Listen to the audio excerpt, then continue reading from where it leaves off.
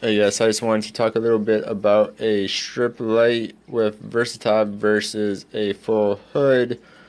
So this is what this is a full hood, is what they're called. So we'll talk about the full hood first here.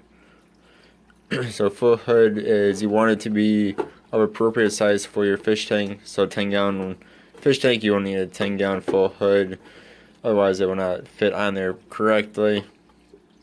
And actually, you can see here, this is a 10-gallon Aqueon one.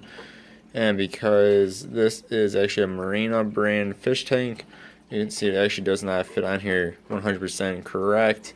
This should actually be down here. But different brands are kind of different in size. Then if you were to get, say, a 20-gallon full hood for a 10-gallon tank, it would be way overhanging and look really bad. So you want to get an appropriately sized full hood for the tank that you're going to be putting it on. Then these will have back inserts, cutouts, whatever you want to call them. So like this one's for the filter. This one could be for a heater if it's not submersible. Then you have usually a few slits here for the cords for the submersible heater or whatever else you might have in there. And some will actually, this entire back will be cut out, or could be cut out if you want to. Then they'll have actually this is like a strip light too, but they call this entire thing a full hood. So it'll just be a little spot for the strip light to sit in nicely, and makes it look, once it's in there correctly, makes it look more as a complete set versus the Versatop with strip light, which I'll show you guys in a moment here.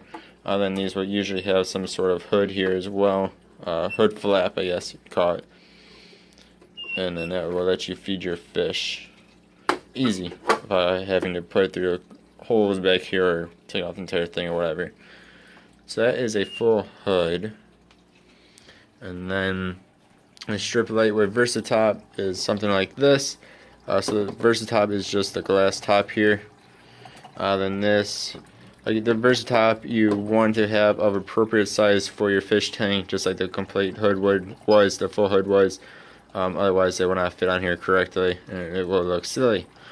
Then, as long as it's of appropriate size, you will have this back slit here that you can put on filters or heaters or whatever you might want to put back there.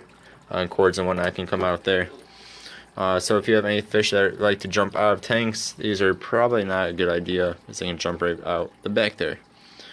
Then for as far as the strip light goes, I say as long as it's not way too big, the size doesn't really matter as much.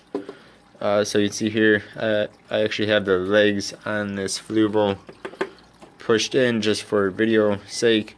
You can see, so that way it is shorter than what the actual fish tank length is, and it works just fine.